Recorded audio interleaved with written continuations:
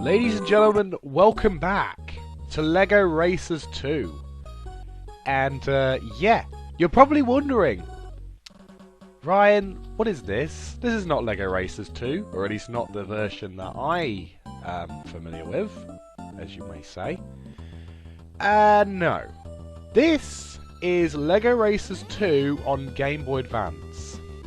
And I figured, after the disastrous racing that we did in the last part, I figured we'd switch it up, as they say, and cover the rest of this game on the Game Boy Advance version.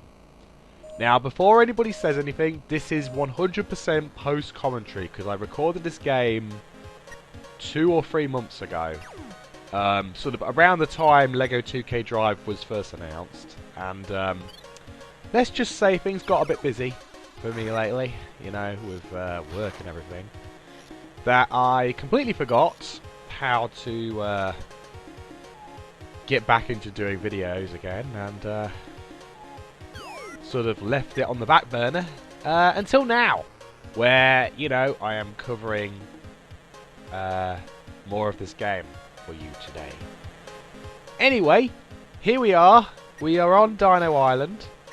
You may have saw in the last part, I completely and utterly was sucking major doo-doo on the last episode. And the computers were complete and utter scumbag cheaters with their incredibly overpowered engines and whatnot.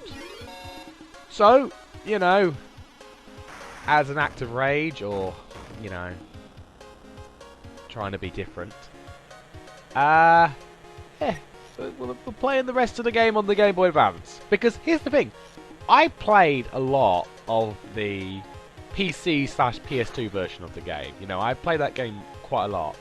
And playing it recently has made me realise why I don't go back to LEGO Racers too often. Just in terms of how the game's handled and whatnot. Compared to, say, the first one, where I can come back to it quite often. And so, because of that, I wanted to try this version out. I wanted to play the Game Boy Advance version, which a lot of people say is the better version. Kind of like a Crash Nitro Kart situation, where you've got the console version, but surprisingly the Game Boy Advance version is, in some ways, better than the console release. Anyway, okay, so this game is similar in the sense where this version also utilises the mechanic of, hey, the more damage you take, the more pieces of your car falls off from your vehicle. And as you can see on the left, that little sort of brick, that red, orange, yellow sort of brick counter thing,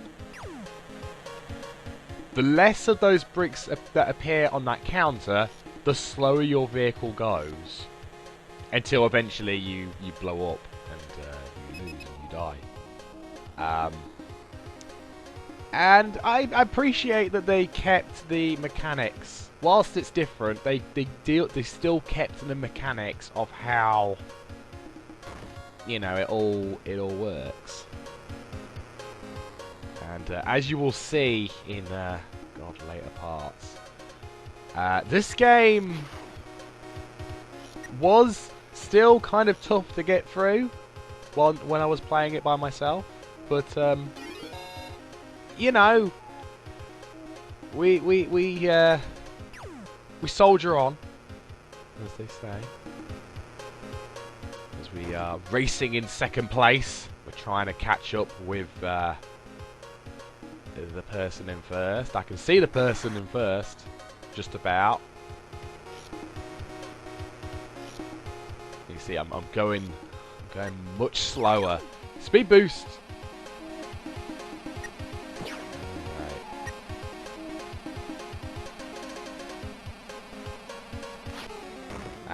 So second place. It's not good. So let us try again. And hopefully this time we do much better. Here we go again. Alright. First out the gates.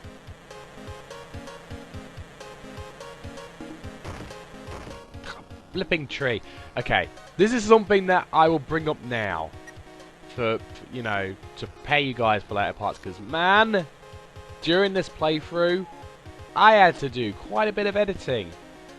Because of the amount of attempts it has taken me to beat some of these races. Like, my god. Like, the recording curse was on me when I was recording all this. And, I believe this took me 2 days to fully record this game. I recorded one half one day and then the other half another day. On a few of my days off. And, let me tell you. Just wait till we get to the next part. This Dino Island tracks aren't actually too bad for the most part. You know, there are quite a few areas on the track where you can just cut the corner and, you know, save yourself some precious time. Which is, you know, really useful when it comes to a racing game. Especially a game like this. But as you will see later on, you can imagine the rage, the absolute rage I was feeling during certain moments. It wasn't fun. Alright. We've got this over here. Ah, so here we've got a bonus game. Where in this game we have to collect, I think it's 10 dinosaur eggs and bring it back to the starting area. The thing is though, as you will see as I'm playing through this, there isn't a map. Meaning you have to drive around this entire area without a map, where there isn't any distinguishable landmarks, to try and find 10 flipping dinosaur eggs. And what's worse is that you can only pick up 2 at a time, and you have to drive them back to the start. Now thankfully, one of the good things about this challenge is they do give you enough time. They do give you around, I think, 4 minutes, which honestly isn't too bad. If it was roughly like 3 minutes or even 2 minutes, I would have said, you know, screw this challenge. Because sometimes I ain't got that kind of patience to do this, but you know, as you will see. Okay, this is something that really annoyed me. I always feel like I should be able to cut across that little thin stretch of land. You can't, and that is extremely frustrating. I'm not gonna lie. Extremely frustrating.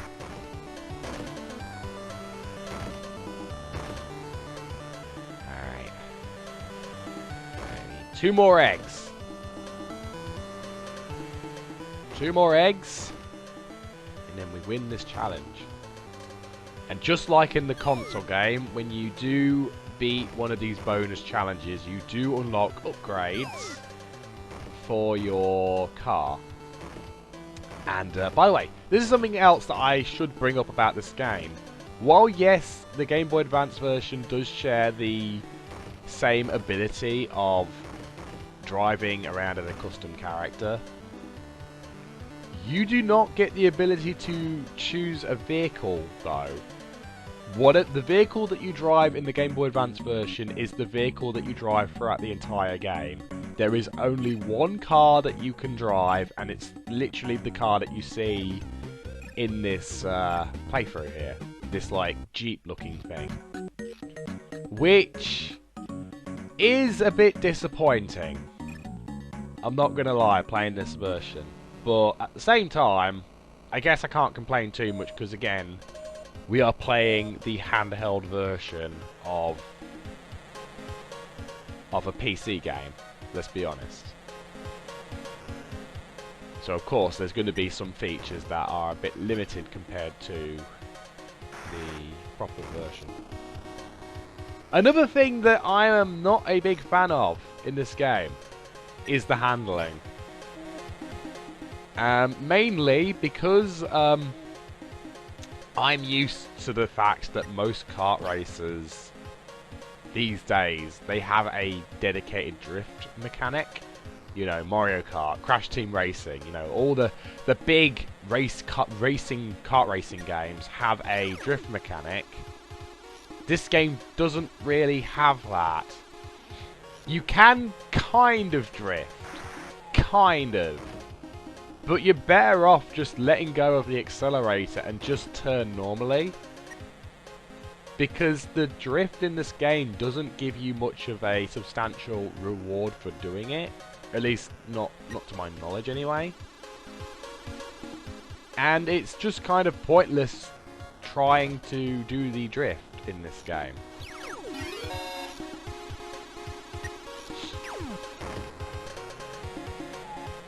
Excuse me if I do sound a bit sniffly or my throat is a bit sore.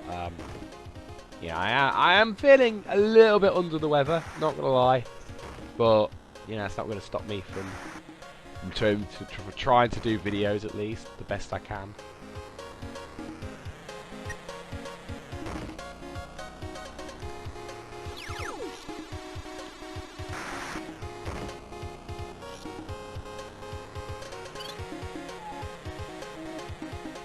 I will say, trying to commentate over this game when I'm not playing it is a little challenging, because especially this kind of racing game. Like other racing games, I feel like I've got stuff to properly, like, you know, talk about. But because this game's graphics, especially on like the tracks, is, well, to put it simply, it's the equivalent of playing like Super Mario Kart, or even, for a better example, Mario Kart Super Circuit, because they're literally doing the same sort of graphical style as those sorts of games, where it's a, you know, a 2D character on a semi 3D landscape, except all the tracks are just literally flat. Ow. There's not really much I can really talk about whilst we race on here. But yeah, like I said, I guess I can sort of give this time to sort of, you know, explain some stuff. At the time of this recording, or specifically the voice recording here, we are a little under 2 weeks before the release of LEGO 2K Drive. And you know, since the announcement, more and more has been coming out on the game. The more I see it, the more I really want to get it, because man, it looks really cool. Is it going to be a Game of the Year contender? I don't think so, let's be honest. But I'm in it for the fun factor, you know. I played these LEGO racing games so much as a kid. Like, even LEGO Racers 2, which I'm not even that big of a fan of to begin with, I still enjoyed it as a kid because I just loved the idea of creating my own custom character and creating my own custom cars. Now, it has been said that LEGO 2K Drive doesn't have a character creator, which is a little bit disappointing, but, you know, if they're putting all their time and effort into the driving mechanics, I guess if that's a sacrifice that has to be made, then, you know, it's fair enough. But I have seen more footage, especially on the vehicle customizer, and it looks quite in depth, I must say. Like, it looks really, really cool. And I can't wait to even attempt to try and recreate some of the cars from even some of the old LEGO Racers games. Like, if I can create something that's even close to any of the vehicles that you drive in this game, in LEGO Racers 1, LEGO Racers 2, in LEGO 2K Drive, then oh man, I'm going to love the game. Anyway, here we have our first actual boss fight in the game. Because I'm not really counting the first island's bosses, really, because they're just... It's just literally job occupations that you're going up against. Like, you go up against a construction worker, a postman, a firefighter, and a policeman. That's literally who you go up against on the first island. And I really messed up there. But this is what I consider to be the first actual boss fight in the game. And it's against Sam Sanister, or what I call him as Baron von Baron, because it is literally the same design as Baron von Baron, except, you know, look, he looks a little bit different, like clothing wise, but he's still the same sort of person that's got a mustache and that monocle on his face. So he's really technically the same character, but a different name. But his car's cool. You know, he drives like a really cool looking, like, old school muscle car. Old school, like, sort of muscle racing car. I don't know what they're called, but you know what I mean. If you played the game, you know what I'm talking about. And you know, compared to the future boss fights, this race wasn't too bad. And again, because we're racing on Dino Island, and I can like cut a lot of the corners on this track, like I say, it's not too bad. This was some BS right here. Like, ugh. Like, seriously, I should have been able to cut that corner, but the game was like, nah, we're going to stop you here. Like, really, just, ugh. That was so stupid. That was just idiotically stupid that I couldn't cut that corner. But, you know, we move on. Again, I really hate the hit detection sometimes. And I only just beat Sam Sanister right there. Only just, which, you know, I'm amazed that I did. I beaten him. And we unlock an upgrade, the engine, which makes your car go a lot faster. Which, I think once you've got this, you don't really need to upgrade the speed at all, because it's already at max. But anyway, I hope you enjoyed this episode of LEGO Racers 2. And next time, we'll be tackling the next world. Goodbye.